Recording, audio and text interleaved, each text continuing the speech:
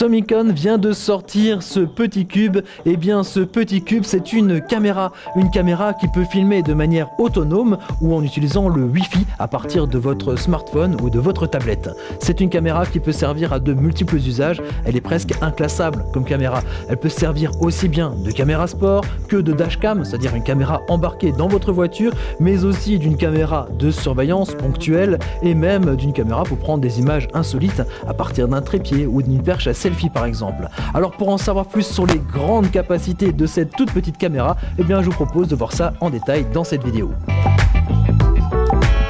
On commence par la description et l'aspect technique. C'est un boîtier très compact, équipé d'une caméra avec un capteur haute définition, un capteur HD d'une définition de 1280 par 720 pixels.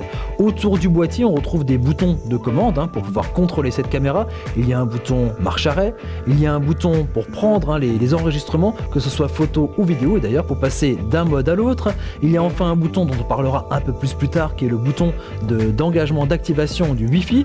Et puis sous la caméra, on retrouve ici le filetage de 1/4 de pouce. C'est le fameux filetage standard qui permet de se fixer sur les trépieds, sur les trépieds classiques et sur les perches à selfie.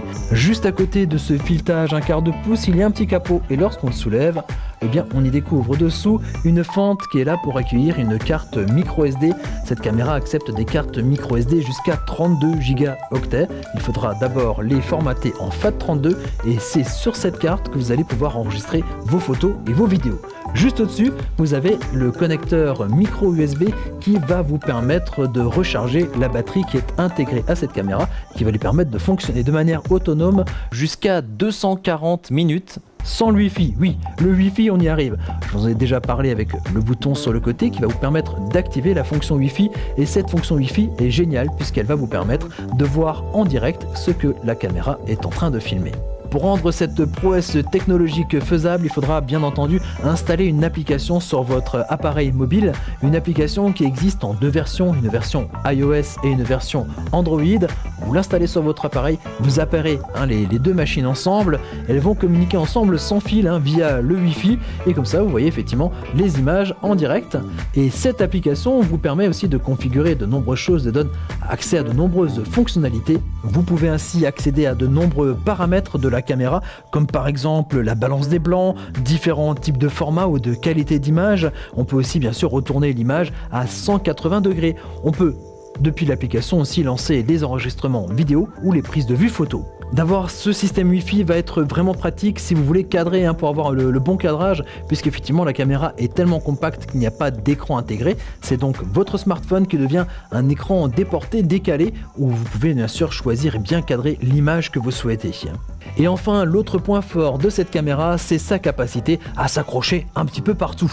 Le premier système d'accroche, c'est la vis 1/4 de pouce dont on a déjà un petit peu parlé, cette vis standard qui va vous permettre d'accrocher cette caméra sur votre trépied photo pour un plan fixe par exemple, ou la mettre sur une perche à selfie pour pouvoir prendre des images et des points de vue assez originaux. Autre système d'accroche, c'est son support qui est intégré à la caméra qui va lui permettre d'avoir différents angles, différentes orientations pour avoir des points de vue assez riches, assez variés, par exemple en le posant sur une table. À noter aussi, c'est assez pratique puisque ce support est équipé d'un aimant qui va permettre à la caméra de se fixer un petit peu partout, sur tous les supports ferreux et donc inventer des nouveaux supports pour déplacer la caméra ou sur un véhicule par exemple. Sur un véhicule, on peut aussi penser à fixer cette caméra comme une dashcam puisque de l'autre côté de ce support, il y a une surface hyper collante qui va pouvoir se fixer un petit peu partout et si cette surface, elle s'use pas très vite, mais si elle devait s'user, il y a deux patins qui sont fournis avec pour pouvoir la changer et le renouveler.